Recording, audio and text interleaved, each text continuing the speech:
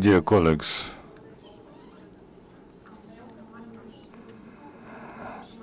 we're continuing our working day, and we are again going to raise the issue of ratification of the Statute of Rome, and I invite here Oleksandra Matviychuk, Chairman of the Center for Civil Liberties, Coordinator of Euromaidan SOS, Martin Pradel, International Justice Expert at the International Federation for Human Rights, also Delfin Karlensa, lawyer at the International Justice Department, and Tolekan Ismailova, Vice President of the International Federation for Human Rights. The floor is yours. Hello, everybody. Thank you for giving me the opportunity to speak, and I represent Euromaidan SOS, and we are in the coalition of human rights organizations, which is called Human Rights Agenda, who have been working for many years so that our country becomes a member of the International Criminal Court and joins the Statute of Rome. However, within 2 recent years, this issue ceased to be the subject of narrow expert interest and acquired a practical significance for us. Today it is hard to talk about anything that happens outside the east of Ukraine, but we, as the organization who work in the field and document human rights abuse, we have today also documented the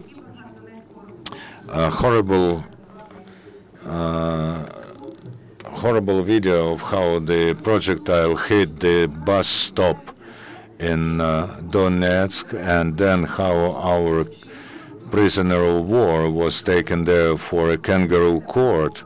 And as I speak, the violation of human rights is going on in Donetsk, and how the rules of Geneva Convention that do not allow to use residential areas as cover for military actions. And we have to understand that apart from the Statute of Rome, Ukraine does not have any instruments to correct these abuses, because Ukraine at the moment cannot conduct investigation on the occupied territory to establish who is guilty, and moreover to bring them to justice. And they know about this. More than that, the Statute of Rome and the policy of the International Criminal Court emphasizes not only the perpetrators, but also the top officials who issue orders, and we know in which country those officials sit. And for us, the Statute of Rome is probably the only opportunity for us to bring to responsibility Putin and his bloody henchmen. Yes, this is difficult, but if we ratify the Statute of Rome, then we will get this opportunity. We cannot, for 15 years, Ukraine was not able to introduce just one technical sentence into Article 124 of the Statute and ratify the Statute. Last week, together with the MP Kupri, we were able to register a draft law at the Parliament about introducing this sentence into the Constitution of Ukraine. Now we have a lot of problems on 2 fronts, on the front of war and on the front of reform, but the ratification of the Statute of Rome is a practical instrument that we need now, and we appeal to everybody to support us and to adopt the amendment, the law 1788, as soon as possible. Now in Ukraine there is a respected delegation of the International Federation for Human Rights. They were the first to give us their support in hand, and they are now consulting us about the documenting war crimes that are taking place in the East. They helped us about the Maidan crimes, and they came here to meet our officials and exchange views, and they will also share their views and impressions with you.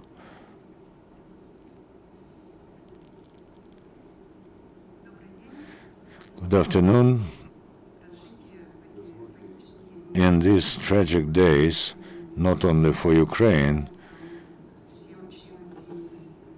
to express my civic solidarity and support to all Ukrainians and members of their families.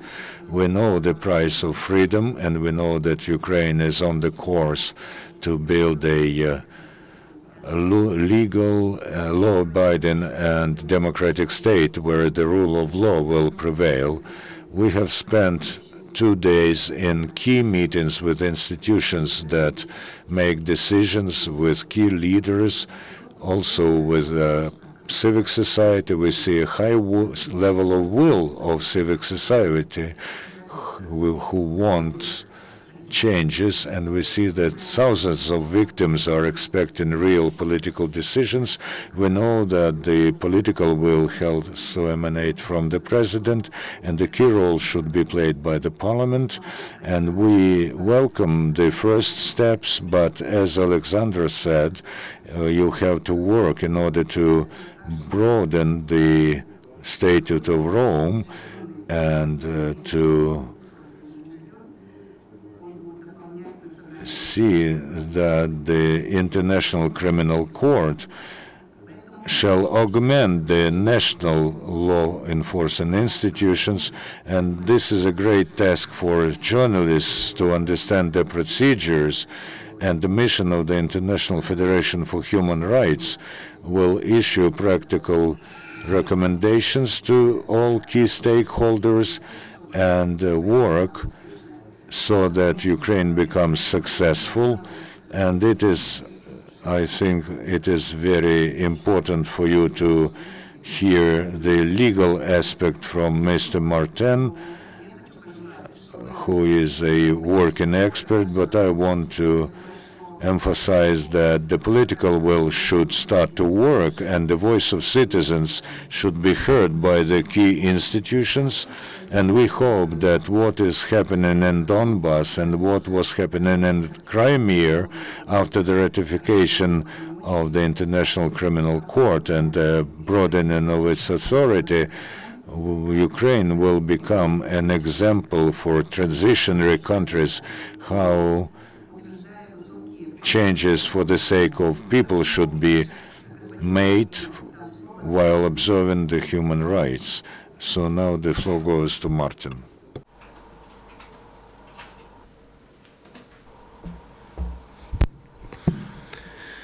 I'm sorry, I'm going to speak in English. Just to tell you that I'm a criminal lawyer in Paris, and I work within the FIDH, International Federation for Human Rights, in order to participate to the proceedings. FIDH get involved in around the world, in Africa, in Northern Africa, in Turkey, for instance, of course in Europe too. And today, Ukraine is facing a terrible situation, and the time is historical for the country, because you are about to choose whether impunity is going to be a system, or if you are going to end impunity as a system here in Ukraine.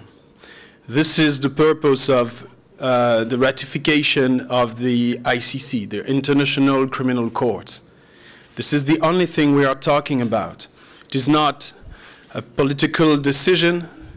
It is related to justice, and it is a choose for society to decide whether or not impunity is going to be feeding impunity, because it is one of our experience as International Federation for Human Rights. We know the reason of those crimes.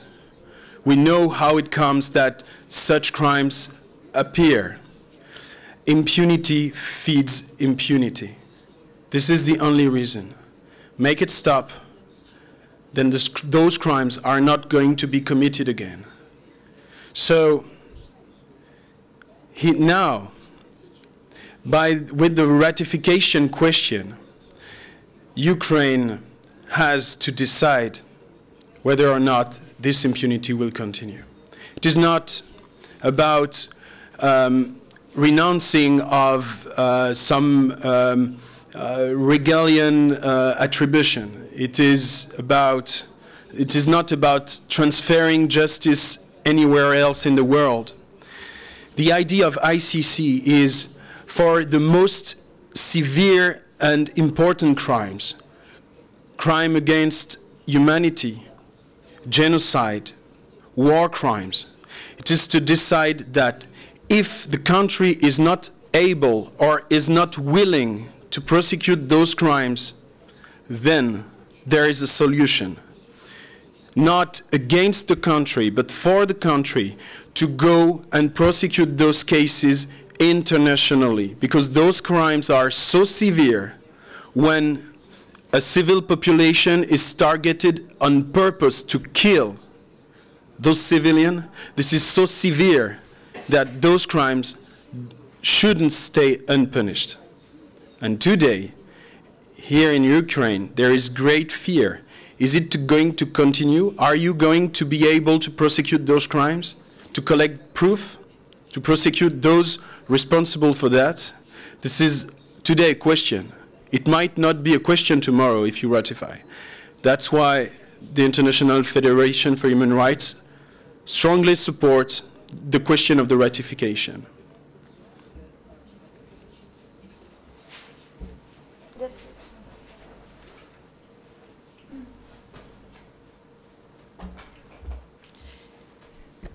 Hello. So I briefly compliment what my colleague said, and I'm in the sense of Ukraine is indeed, the Ukrainian authorities are at a crossroad today. We are today 15 years after Ukraine signed the ICC statute, 15 years. 15 years during which they had the time to reflect on the importance of joining the ICC. We are also today celebrating this very sad one-year anniversary of the first peaceful protester who was killed and shot in Maidan. So I think it's a real momentum today for Ukrainian authorities to show their commitments to fight against impunity and to support victims of these crimes to obtain truth, justice and reparation. And the means for that are, in our sense, to go towards the putting on the draft law, the draft legislation on ratification of the ICC, put it on the agenda of the Parliament, and do the necessary legislative means, take the legislative means to ratify the ICC statute, but also accompany this ratification with a declaration recognizing the jurisdiction of the ICC for the events that were occurring after February 2014, because we don't want to, I think Ukraine doesn't want to send the message to the world, to the international community, and also to his people, that there's a gap, an impunity gap. So this is why I think it would be coherent for Ukrainian authorities to go towards its commitment to ratification, also recognizing jurisdiction of the ICC, coherent and also, well, in coherence with its commitment to victims of these crimes who have waited enough. Thank you very much. Колеги, ваші запитання до наших спікерів. Чи є? У мене одне запитання є до Олександра. I have a question to Oleksandra. Oleksandra, please, the question is to you. This is the second briefing you have here about the ratification of Rome Statute. You call MPs to approve these amendments. What do you do concretely? Did you have meetings with MPs? What are you doing? Thank you very much for your question. And I would like to thank Ukrainian Crisis Media Center, because right after your briefing, next day, we pressed some deputies and we registered this draft, because Viktor Kupri told you it's a problem that MPs don't put their signatures, but when they saw that this became a public issue and that there are names of those who don't sign, they changed their mind. And yesterday, together with 4 committees in the parliament, we held a round table. We invited ministries and on the level of first deputies of Minister of Foreign Affairs, Justice Minister, there was a representative from Ministry of Interior, SBU, MPs. We as an organization were present, and we discussed the issue of the law and also the issue of one-time declaration. It's a strange situation when at the round table everybody is trying to say, yes, Ukraine needs the Rome Statute, we are ready to ratify it. And all institutions, state institutions, they confirmed it's very important, we should do it very soon. Security Service, for example, gave us a very interesting fact, and joint investigation of MH17 accident. And they told without international experts, it will be very difficult to speak even about that investigation. But we understand what they say in public. It's different from what they do in corridors. We did the same. We had the same problem last year. That's why we hold meetings with MPs. We hold public events, and also we are planning to run an information campaign. And around those days, where a lot of people were killed on Maidan, in a month approximately, Ukraine will pay tribute to the Heavenly 100. There will be lots of different press conferences, a lot of pathos and right words. But we want to run a campaign. We would like to involve people, common people, because we're convinced that one of the best ways to pay tribute to the Heavenly 100 is to prevent such crimes in the future. We believe that such a safeguard, a Rome Statute could be such a safeguard. This is briefly about our plans, and we are very thankful to our international partners and to you, the Council of Europe, UN, because they help us. And also, Rome Statute, this is one of the paragraphs of the association agreement, and 15 years for the ratification, it's too long. And we need to end this process one day. Thank you very much. Is there any more questions? No questions. Thank you very much. Our working day is over today. Tomorrow we'll begin at 9 o'clock in the morning, and we'll have updates from